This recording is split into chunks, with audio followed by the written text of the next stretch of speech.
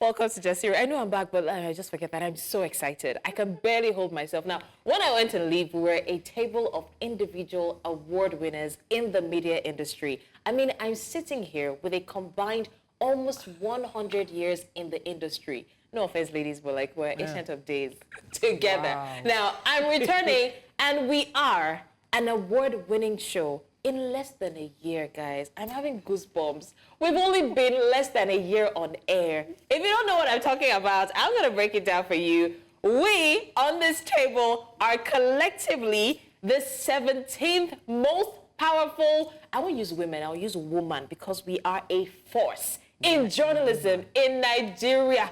Wow, wow, wow.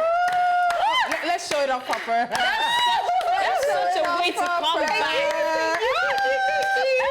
I like Blessing said, we are a woman. Yes, we are. My Yes. goodness. Oh my This is amazing. So we, as Jasiri won yesterday, given to Jasiri on News Central, ranked number 17 on the list of the 25 most powerful women in journalism 2024 in Nigeria. Ladies, we didn't do that well.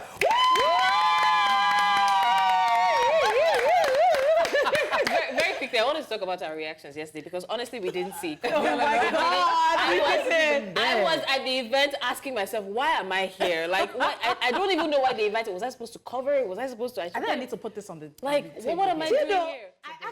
I have always wanted to go for women in journalism. I think the last year Tolu won, I was like, oh, I really have loved to go. I didn't know. So when I got an invite months back, I was like, really, thank you. I even told Tolu that they invited me for the event. So whatever was going to happen yesterday, I was going to go. So I was just you like, didn't expect it, and you wanted to go. No, I were wanted getting to ready be. to leave. In fact, I was about to. I wanted to leave. It's true. She was about to leave. I swear. I just said, Kiriko, Jasiri.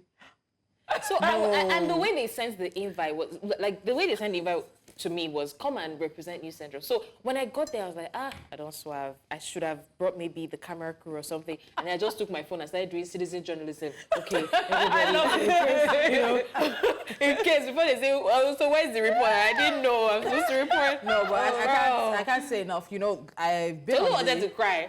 No, so funny enough, Corey was asking why my eyes She were cried. watching Yes, yesterday. she cried. Only said she cried. I was so it was so Ladies, sorry. we know what we've been through.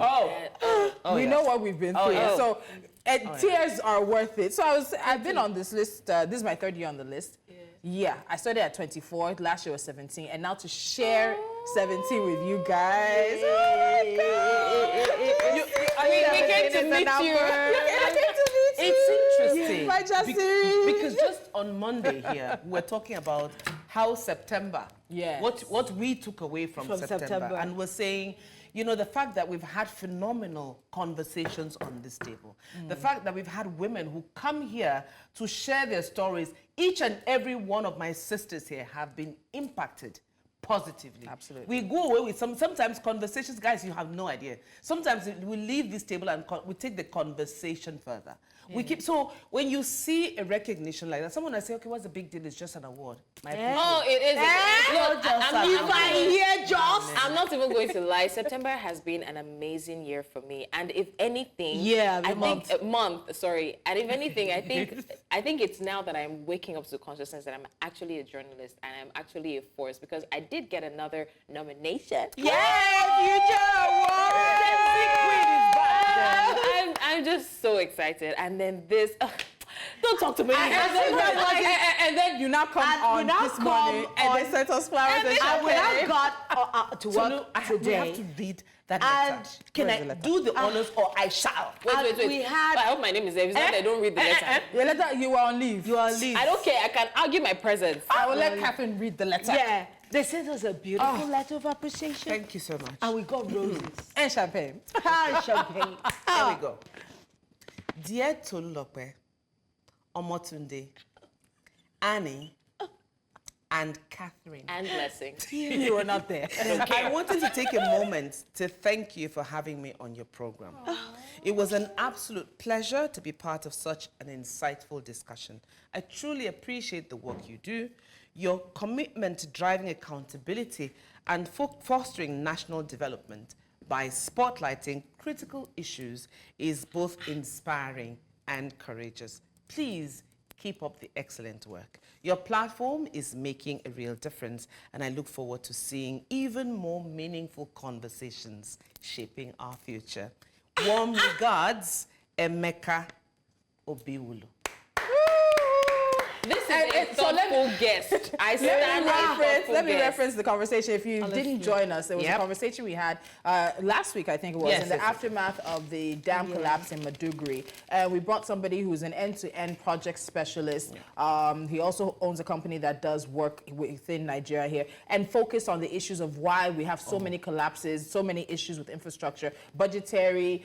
It was a really insightful conversation. The one that continues to stick with me is that work he did. I think it was in Delta State with the computer system, the computer specialized state-of-the-art computer center set up for blind people. And 2 years later, when he goes back, not a single system has been touched. It is just as if when they cut the ribbon, they lock the door. And you can imagine how many projects like that are spread across Nigeria. And so he came, he broke down that conversation for us, and it was a really good one. And again, we are on this table to talk about everything that matters to you. And sometimes the things you don't know that matter. Because I realized that because we're surviving, we're Nigerians, we're just intent on survival, we're not able to focus on some of the other things that go around. And government, especially government that don't like accountability, they like that. When you're set on just how am I going to eat today? How am I going to send my kids to school today? You can't put an eye on what they're doing right, what they're doing wrong, and what they shouldn't be doing. And so we are here to do that. We stand in the gap for you. Yes, we stand. In other news, your Gen Z queen is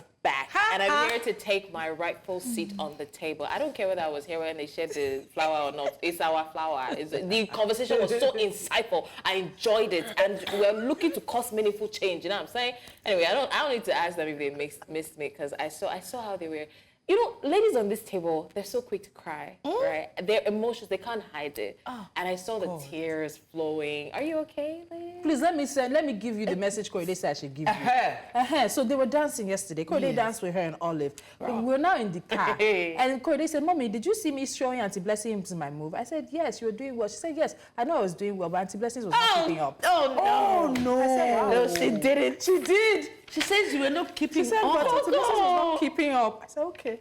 It's all right. A Gen Z queen an alpha queen to a Gen Z queen. Gen Alpha that's a record-breaking one. We know that the millennials used to collect from Gen Z, but I'm the first ever Gen Z to collect back from Gen Alpha. Coco, you didn't have to go. I mean, I knew that I wasn't catching up because of my like, Coco, did you? Oh my, you didn't see that. I'll Never claim. Do you know who her father is? Do you know who her mother is? Read your script. Let's move on. Read your script. Please, Louise, you. All right, okay, but No, very quickly, I want to ask a question. How did you guys enjoy the break yesterday as Nigeria marked her 64th independence anniversary? I call it independence. Deeper independence. I go first.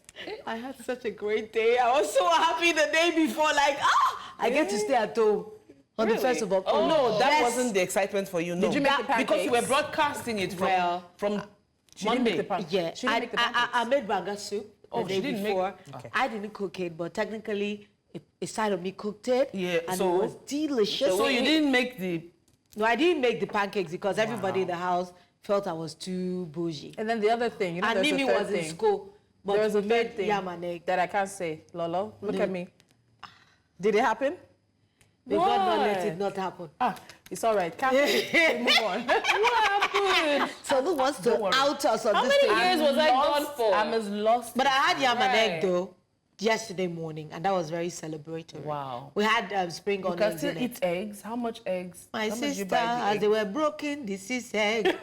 We had to buffer it with pepper and tomatoes. Because pepper is cheaper now. Yes, so Yeah, Pepper is tomatoes cheaper. are seeming to Yes, come in. and- more yeah. cheaper. So we just When I made went egg to the stew. market, I saw, I was shocked at 500 naira pepper. I envy your It was a relationship with lot. the market. No, I love it because it keeps me, you need to be intimate with the market these days, if you Yes, know so what I mean. Because you before have I- anxiety first before you go Yeah, there. I can tell you how much crayfish is, Yes. rice is, that's me. I sit down in my customer shed and we sit down, we converse. And I like the fact that I go there, nobody really knows who I am like that. Are you so kidding? I can just blend. I go to Ajah market and everybody greets me It's because, familiarly. you know, you have to, this Like guy me, wear face yeah. cap. What I do is I just pick a market and allow the women there get used to me. You, yeah. Because I cannot just afford not to be able to go to the market. Absolutely. So now Ajah women know me and they Accost greet you, me, yeah. they don't accost me, they don't pull my dress like in the early years. They just, even some will say, leave her now, leave her, let her go. I'm still all be going to market your, buy your market. And that alone is very interesting. Otherwise, Okay. it was an okay day. Yeah. It's just, when I said 64th independence, I said, 64th. Imagine a grown person at 64 wasting no get sense. It's- So, I had that a, was, funny that enough, was where I was I had an yesterday. interview with a 64-year-old man. Did you have like, sense? I mean, You had. obviously, yeah. Okay. I mean, and then he said something like, if you want to know what 64-year-old, I mean, what a 64-year-old progress should look like, look at me and compare me to Nigeria. And Honestly, the thing I saw that about was it. yesterday was the forgettability of the day. You know, when I was growing up, there was something about independence that it was celebratory. It was celebratory. Even in your household, you I would said I want was to craving swap the Toulouse colors, brownies. do this. I almost reached out to you. Said, Do you know when you said brown? Excuse me, can we move on? I'm holding this as a shield. Because this conversation I want to move us to, I know they're not interested, but... Okay. can you give something else, please? That's too precious to me. No, I need to protect myself from you people. So you get into it, time is going. it has to Did be you done. ladies catch the First Lady and other governors' wives in their unity? Oh, you fabric? didn't go there. No, you didn't go I did. there. Okay, I know you don't want to do this. Okay, I can put this down. You're not going to beat me. But we have to, and we have to do it quickly. So let's quickly look. Take it again. It's fine. Let's quickly look at the president's speech from yesterday. Now, in his speech marking Nigeria's 64th independence anniversary, President Bola Tinubu acknowledged the struggles Nigerians face, particularly with rising living costs and as well employment challenges. He reassured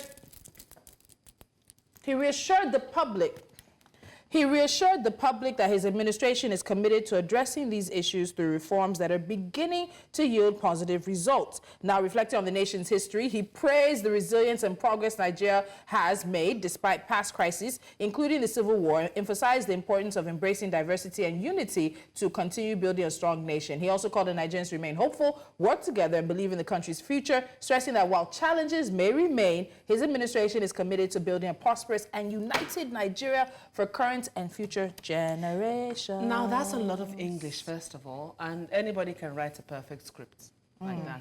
Now, but what are you not saying in between the basketballs or the big higgy haggers, that's our senior man used to say. We talked about convenient distractions when we started, and this is just a perfect example of it. You know, every time that there's an opportunity to address the nation, we're quick to reel out our achievements. Oh, we've done this, we've done that. But amidst all of these achievements, there are over 200 million people in Nigeria, and comfortably 150 million plus are in perpetual poverty. And nobody's saying anything about that. But no, remember that there's unity and Ankara to be worn.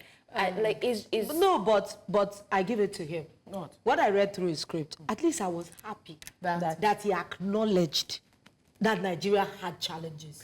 No, they've Especially always when it comes acknowledged. I don't think to there's any rising costs, president- living costs. They've But I always don't think there's any acknowledged. president that in every his year they previous, his previous speeches in the earlier, Yeah, he's early been in the quite year, he just dismissive. kinds of Brushes it aside. brushes it aside. I was happy But because there's a there was reason nowhere he could place it. But He there's a couldn't reason hide to behind that. anything. But what difference The does that even make? rising that. costs are in front of us. There's It been- cannot be hidden from. It is so obvious that Nigerians are impoverished. At least he said, yes, he knows. And he said he has ordered tractors. Even named the... Mechanized he put- farming. Yes, He he talks put about the it. name of the Can I be very quickly? Nah, man. tractors. He knows, John he Deere. knows. Who doesn't John know? Deere. Like, he knows. Yeah, it's an open secret. Everybody is just everywhere. People would have told you, okay, this is what is going. You have to mention it so you don't look like... It's for optics, if you ask me. So it doesn't look like you're insensitive to the plight of Nigerians. And besides, there's a Fearless October protest. So you're saying what you're saying. You're using keywords. It's something when you check SEOs.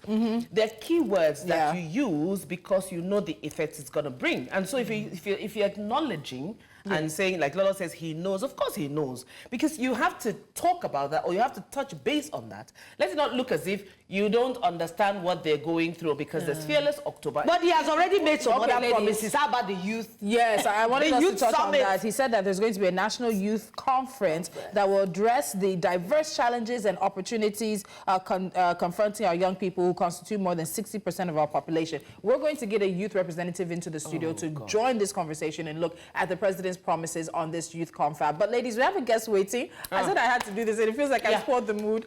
So we got to move. All right, so that's enough about the president's speech. I want to bask in the recognition which we received last night, guys. So let's go for a break now. But when we return, we'll be talking about the balancing act. Women at home and women at work. Our guest is Blessing. Oh, sorry. Our guest is Blessing Adesiyan, and she's standing by. So you stand by as well. We'll be back before you know it.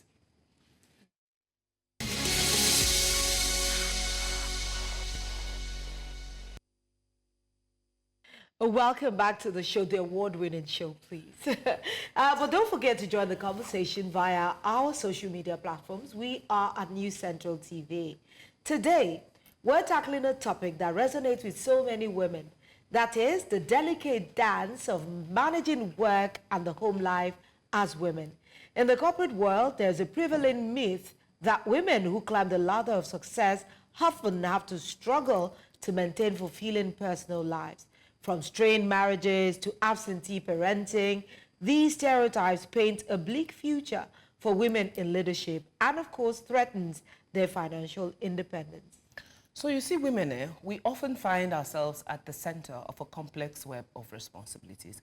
We're expected to excel in our careers, manage household responsibilities, nurture our families, and then engage in communities. These multifaceted expectations, and in some instances burdens, often leads to a situation where women are stretched thin. We're struggling to meet competing demands and torn between the personal and the professional obligations. So, joining us on the award-winning Jasiri table this morning is an entrepreneur, an advocate for women in leadership, and the founder and CEO of Mother Honestly Group Incorporated, Blessing Adesiyan. Welcome to Jasiri.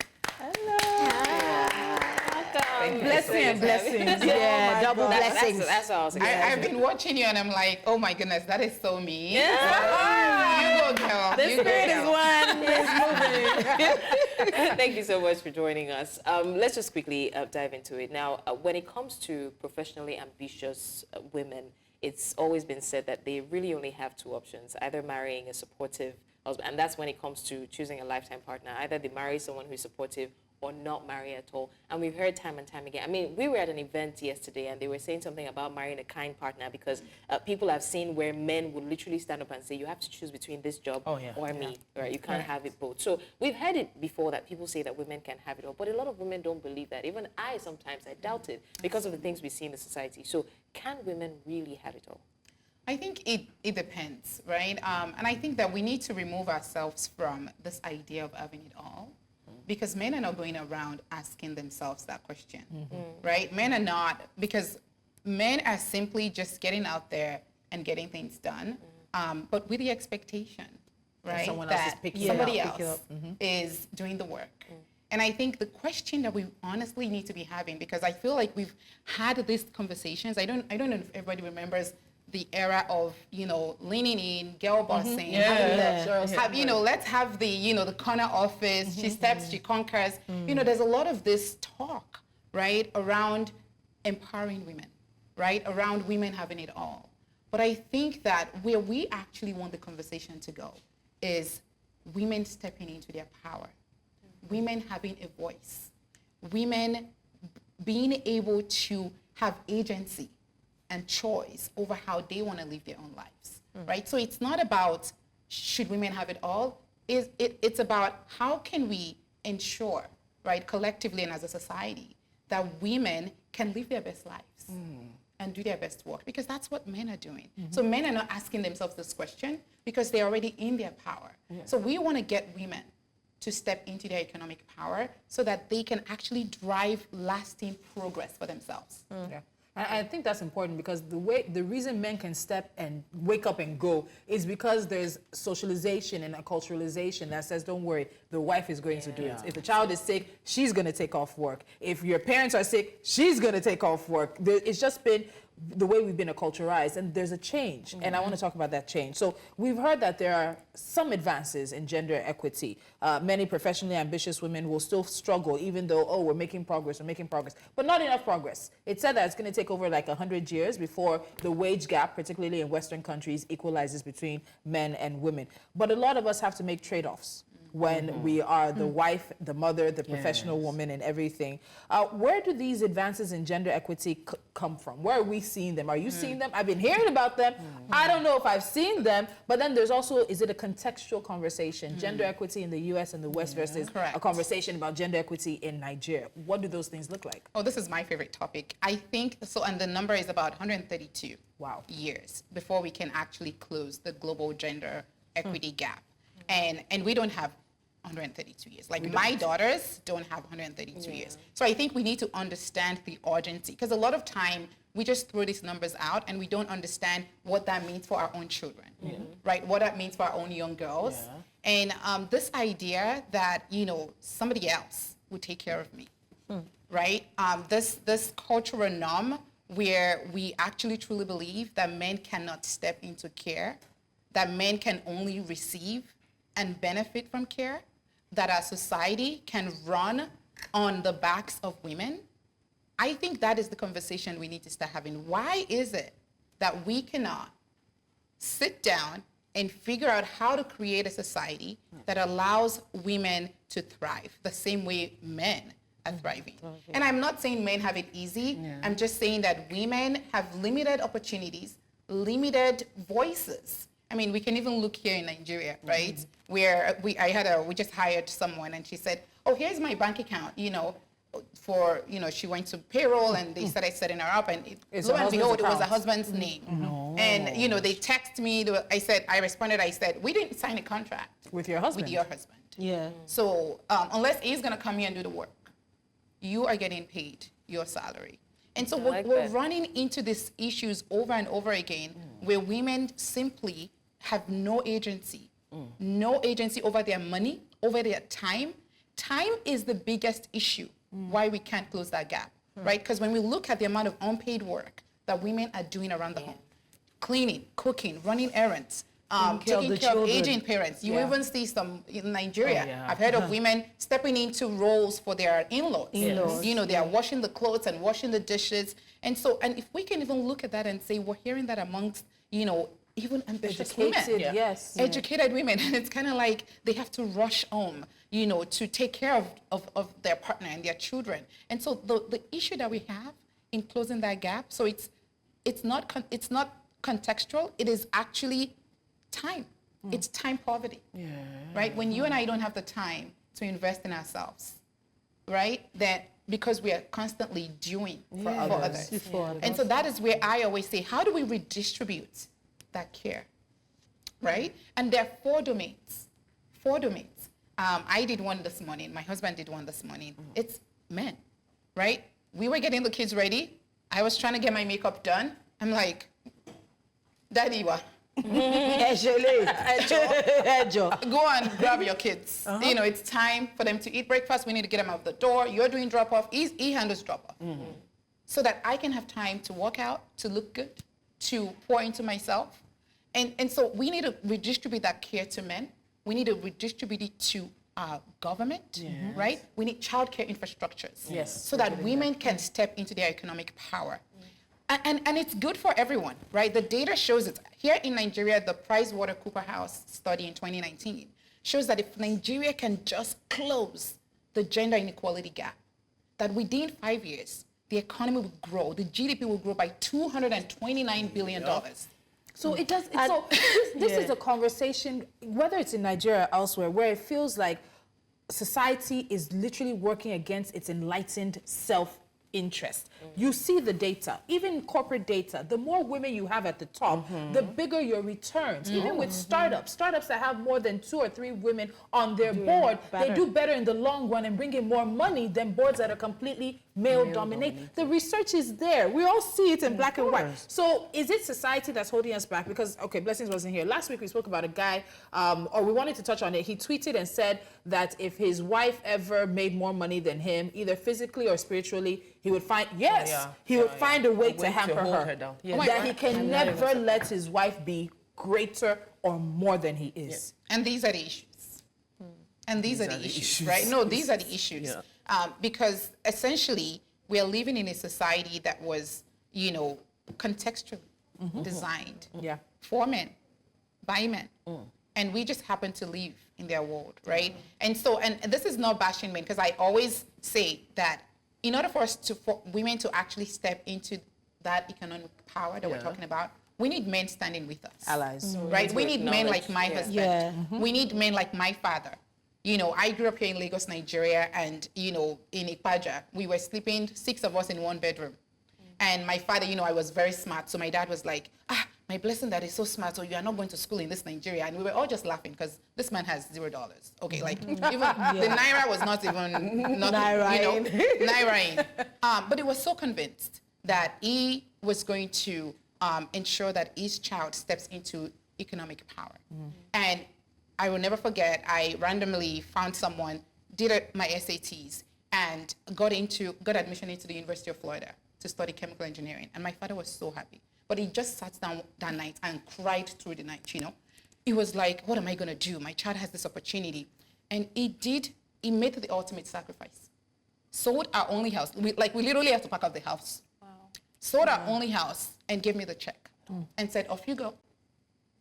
And I bring this up to say that the ticket to women's, having agency and choice and that economic power that we so want is men standing with us, right? Saying, I'm going to stand with you and believe in you and support you, right? And I went to I went to UF and now I'm back in Nigeria, right? Yeah. Contributing to my community, reinvesting into my community, my society. And I think that is what we forget.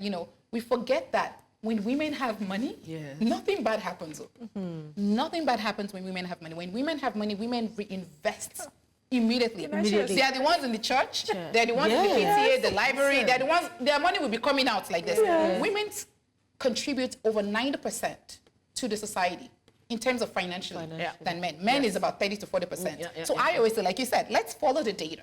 Let's follow the science so that this is not a matter of our emotions or, we're just getting caught up. And that's where, when I'm talking to my husband, for example, or leaders in the workplace that are men, I'm like, let's follow the science.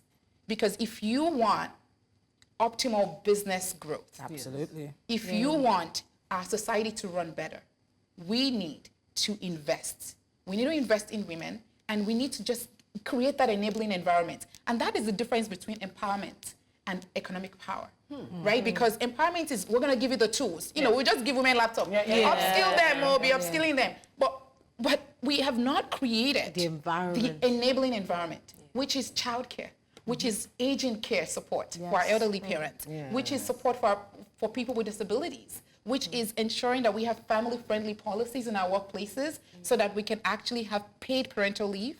And I say parental leave because I want men taking their parental leave equally. We need men to step into care, right? And so these are the things, right? Let's move away from just empowering ourselves. We're not fixing women. We don't need to fix women. What we need to fix is everybody else. I'm watching Blessing talk and I'm like, follow the sign. Hold on, I want to share a story. Just give me 1 second. So she talked about how women put back. I remember not a few years ago, probably about a decade, one of the stories I covered as I've been a journalist, and there were loans given to farmers and small-scale farmers in the north. The women, over 80%, paid the money back and then got bigger loans and enlarged their businesses. Ask me what the men married wives. Oh, wow. Of course. Less than 30% of them paid the money back. That, again, that is the data in front of us. And if we're just running our country the same way we run our businesses, right? You would think that it would just make economic sense for our government to say, we need to make sure that 50% of our population is optimally invested in this country, right? We need to make sure we have childcare infrastructure. We need to make sure that women can get back to work because it's a catalyst for economic growth. You know, yesterday we were at a Women in Journalism event, and one of the things that they were talking about is the fact that women they're the ones that have to make these sacrifices. It's as if we're like the sacrificial cow, the lamb all the time. A lot of women that are career-oriented you talked about childcare. A lot of offices do not even believe that it is good for them to create like a creche in their workplaces where career women can bring their children and at the same time be able to commit themselves to work. And I see that in the developing world, as we always say, there are so many things that they're doing that we can emulate or we can learn from, that we don't have to start from scratch and reinvent the wheel or create policies that nobody had ever seen before. Women productivity in Nigeria alone, I think women have shown that we can be productive, but that age-old lacuna is still there, where something has to fall. Because if we're holding this ball up this way, trust me, we're dropping it on other fronts. So what do we do to merge this gap, especially for women in careers? Absolutely. Especially now that we can even mirror some of our colleagues across the world. Now women are taking career options like becoming CEOs of conglomerates, not even just companies. But what do we now have to do when we have children to bear? I know a woman that because she got pregnant, she was demoted, she wasn't promoted. And she worked till the last day that she had a baby. In fact, she left work today, had the baby the next day. And yet she was not promoted. They said, you know, you took time off to go and have a baby. Wow. What do we do? Because when we're doing this, wanting to be this woman that can be everything you have described, but yet there is nothing that is going to help us show up this huge ball that we have to drop to be able to pick up this one. Absolutely. So I have a term for that, right? We just need to solve for care, period. The biggest barrier to everything you just described is the lack of care infrastructure, the inability of our men and our workplaces and our government to value care. Right? Because it's a woman's we've just thing. always historically, we know, my wife got me. You know, like where is the commis second socks? Oh, we know where it is. It is even you mentally, you don't use head to find that socks. The socks is in that cupboard. Elizabeth, when you go to that cupboard, just pull up that. You know, At the back, you will see at the back, you see it. Does your husband have that information? Sometimes he doesn't even know the age. I mean, I've seen, yes. I've seen box talks where they will ask, what class is your child? 2, 3? And the child's like, So Dad. here's one funny story. A lady, you know, the husband, they were going on vacation. So the husband said, you know, I get this. You know, you've been talking about me stepping into care. It was really trying. And he packed up the kids' clothes, you know. And the wife was like, are you sure you got rain boots? You got, you know, swimsuit? You guys, I said, he got everything. So they got there. He got everything. They had 2 kids, ages 2 and 4, but they only packed for the 2-year-old. He said he thought that it is the same thing now. The 2-year-old and 4-year-old wear the same they're thing. prepared the same way. Yes, so he got the clothes only for. So I'm saying this to say that we have to solve for care. And in order for us to solve for care, it needs to be a private-public partnership. Yeah. Right? It needs to be that our workplaces also understand the value of care to their business. Because the you know, not having creche, and it's so funny because we partner with Providence Bank. Shout out to Providence Bank. They're doing amazing work. We partner with them. And one of the things that we found was that it was actually the men that were more interested in the care packages, in the breast pumps, in, you know, the parental workshops. It was the men. And it was shocking to me because actually in the workplace, especially where we have a lot of men, they are starting to see, our men are waking up. They're starting to see that, look, if we want what is best for our family, if we need to, like, how do we optimize the financial, right? That financial goal for our family. they're starting to see that you can see the economic crunch. Yes. now. Yeah. Women are the one filling the gap. Yeah. They've been filling the gap forever. We can no longer survive on one income. Yes. So men are starting to see that, look, I'll step into this thing so that my wife can have more time to do. Be more viable. I remember one day I was on a call with, a very large foundation, and, they were going to give us a big grant, and I was just like, and my daughter was coming, crying, so that. I just saw you see the way he dived, like, he was like, Mommy is busy. your mother is busy, your mother is busy. Quickly, he started dancing, feeding, doing everything. I said, that is what we need. Yes. It is about optimizing your home, right? So this is also a call to action for men, for our workplaces, for our society. It's about optimizing your home. So leave that cultural tradition, because I tell my husband, he's a staunch Yoruba man. Say, Daddy, why am I dropping you? Am I dropping you? If you want this family, all the vacation or the clinical, it is the sacrifices of mommy and daddy. It is not just daddy. It's not just daddy. So I like Let's that you optimize. I like that you even mentioned support, because let's be honest, a lot of times we talk about women supporting women, but sometimes women are not even as supported as men are, especially within the same industry. We've spoken extensively about the home, but I want to quickly talk about mentorship. Now, if there's anything that I am grateful for is in this industry, the way the women I have encountered have held my hand.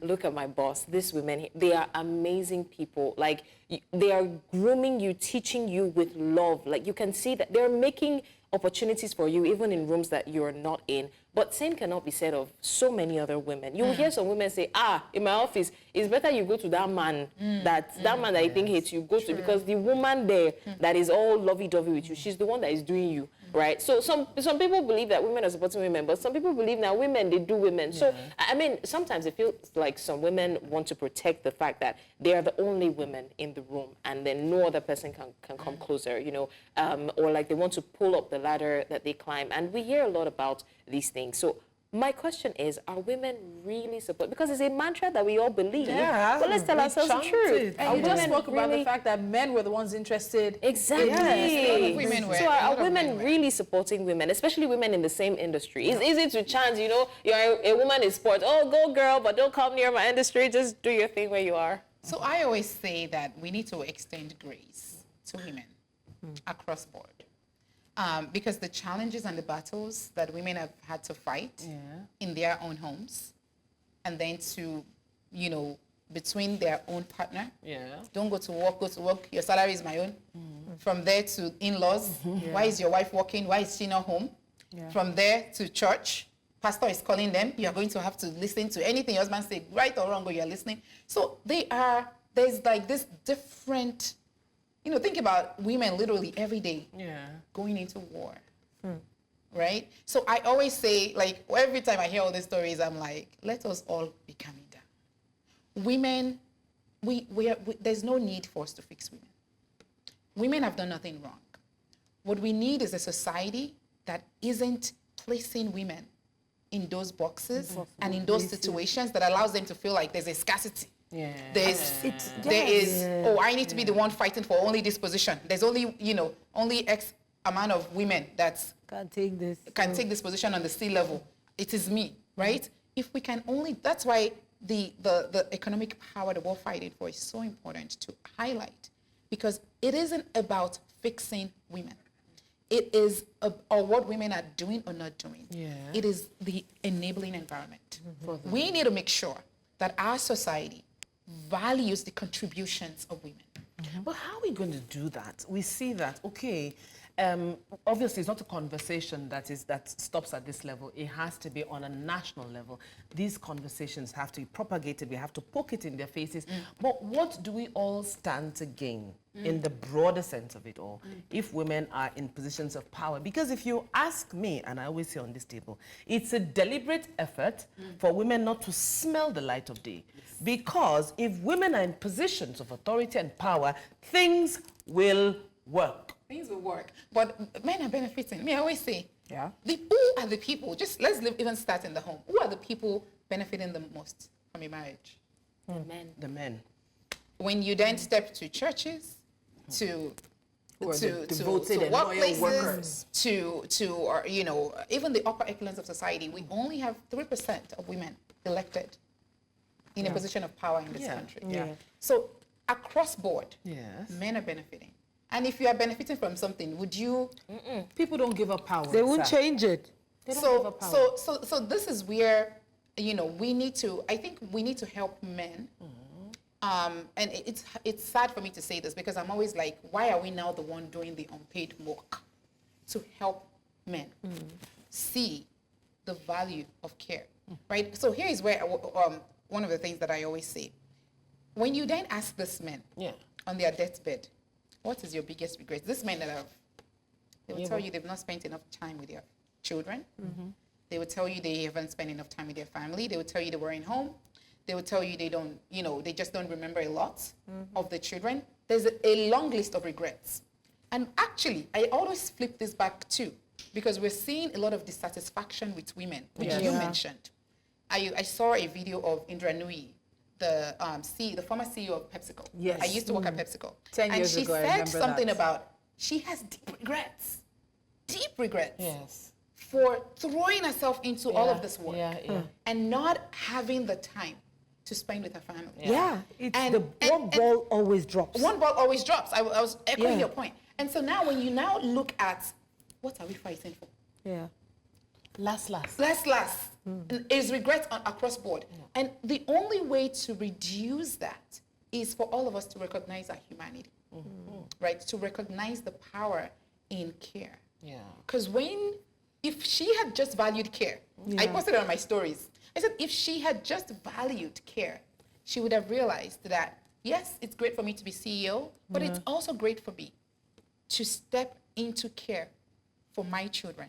I need to be home for X, Y, and Z. And I designed my life in a way where my husband is dropping off and picking up. It isn't for me to say, driver, go and do it. Yes. I designed my life to be home. My husband and I, if I'm not, one of us is always home at 4 p.m. with the kids. Doesn't matter who. And so I think that where we need to be is to get men to understand that this is your humanity. Yeah. You are going 20, 30 years from now, you are going to deeply regret. Let me give one example, just one short example. My fourth child, I have 4 kids, by the way. Wow. Wow. It is the way she said you had to look. I looked immediately. That from where? From heaven. Listen, I have a 16-year-old, a 7-year-old, Wait, 5-year-old, sorry, I'm sorry. 3-year-old, You have a what? 16-year-old, 16. I know. So what you saying? You were looking at it, that's so me. And I think, Gen Z. Fully Don't do that to me. Yeah. She stepped into a power of care. Bro. So you better do that for yourself. So we went to have my 4th child because we had moved to Nigeria and then I found out I was pregnant, so we went back. And, I'm pregnant, we just had a baby. But I was like, Baba, you're the one in charge of bedtime routine. Giving the kids a shower, you own the whole thing from conceptualization to planning to execution. Just get them And you in know what's bed. involved. If they need pajamas, you know where Amazon is. Buy and order. So one day, I was just hearing the kids, because usually at bedtime, I'm already like screaming, I'm already tensed up, because I've been working since the morning. I've just been hearing, my kids smiling, jumping around. I said, is it not bedtime they're doing? So I now went upstairs. I saw that the bath tub clean. There's the bath toys, bath soap. The kids are all having fun with him. They're jumping around there. I was just like, because normally it takes its time to wash the inside of their. You are Me, I was just like, take on me, Wale, out. I'm like, 4 children. This is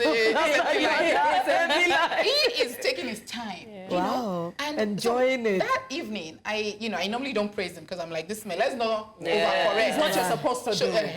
So I now said, babe, I was very impressed by the way our bedtime routine is going. Like, I feel like I'm actually bad at this and you're good at this. And he was like, you know what? Like, sometimes I just sit down and I'm smiling and walk because I'm remembering, like, how, like I'm looking forward to it. And, and I sat down and I was like, he's going to remember this. Yeah. And so will the kids. And the children. And so will the Blessing, let's take a break on that note. And so will the kids. We'll be right back after this.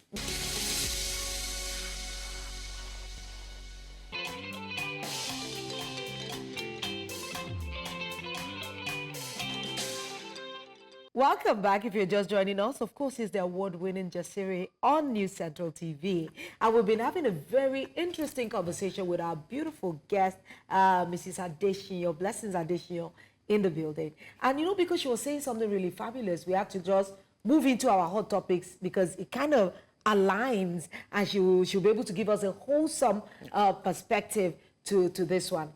I see there's something about, you know, all men wanting to marry women who are like their mothers. And women not wanting anything to do with men who are like their fathers. An ex-user, Ethan Bassi, posted something that has sparked major discussion. He wrote, "Growing up, my mom got off work and cooked dinner every night, unless it was a late night from church or one of us decided to cook. I want my wife to do the same for our children." This post has sparked a lot of reactions. Someone said he should marry his mom. But before we take some of these reactions, I'd like to know what you feel about this particular thing this man wants. It's wild to me, right? Wild? It's wild to me because cooking is a basic life skill, right? And I posted something on my story a few back, or one of my reels, and I said, you know, when you meet a guy, right, you are just under this assumption that this is all love. Yeah. Like, this is amazing, this is great. But that man, you know, has been conditioned by society to believe that you are stepping into his life, not only as his lover, but as his Caregiver. right? Like, that is, you know, even the moms will say, you've not gotten married. Yeah. That's why your house is dirty like this. That's why you cannot say, look at you. It's like we are his house girl, house help. Even, you know, so he's coming into this marriage, right? Basically, really and truly believing that somebody's going to take care of him. Yeah. So I always tell women, I mean, how did he survive all up until this point? Like, how was he living? How was he eating before he met me? How was he doing his laundry before he met me? Why do I need to take on this responsibility? So I think that if men are saying that they want a woman like their mother, I think that they need to go back to their mother's house. You know, So go back in time. I've spoken about the fact, see, I like research. Pew Research earlier this year said that around the world, these conversations are happening. We like to call them the gender war and the who's cooking. But around the world, women, young women around 20-something to their early 30s are saying they're not interested in marriage anymore. Yep. If it's going to be the marriage that their parents had. Meanwhile, young men now are blaming feminism for their inability in often situations now to get married because they're not... Women are not seeing them as the prize. No. Women are thinking, if I get married now, I'm going to be expected to take on this care role, to submit, to do this, to do that. What do I gain? And so a lot of them are choosing to stay single. And I think this guy's tweets reflects the fact that we have empowered young girls and they've come very far with their ambitions, with their wants, with their desires, but we have not brought the men up to speed to say, this generation is not your mother. So I'm actually even very conflicted because, bro, I don't know what the men of these days want. Lola said that they want, or was it Tolu that said they want women like their mother? But I think that they actually want a mix of their mothers and then the independent women, because that's why a man will be asking you, what do you bring to the table? You don't know. For someone who does not like to cook, and I'm saying it on live television, it's a mentally exhausting activity. And many men, what they want to eat is, I don't know. So first of all, having to think of, having to use 30 minutes to think of what to cook, and then going to the kitchen for hours, sweating, and just for something I can't even end up understand. cooking all that, and you still not eat it. Because you're so exhausted from cooking that you end up drinking You lose garri. your appetite even. I have a friend, One final word very, from Blessing. you know, she's an ambitious woman, smart, a CEO, by the way, of multiple companies. And we were having, you know, a meeting, and she's like, I'm rushing home, you know, to make dinner. And I'm like, I'm confused. And she's like, oh, no, like, even though I have a chef, he only eats my food. prefers that I cook. And so she ran home and she made, you know, I think she made pounded yam and egusi soup. Not poundo. No, not poundo. She pounded. Don't say she yam. made. She She must have used a Oh, food processor at some point, but at least the pounded yam was real yam. And this guy rose in at 10 p.m. and said, you know, I was at, you know, and I X, ate. Y, and Z, and I already ate. No, it wasn't even already ate. I already ate appetizers, and I am not, like, I'm no longer in the mood for pounded yam. What I actually want is your amazing, you know, jollof rice. It's okay. It's okay. 30 seconds, because they're playing music for us. At this point, just like that. We're going. Wow. We have nothing We else have to say. nothing else We will continue our conversation with Blessing behind the scenes, but thank you so much for joining us. Wow.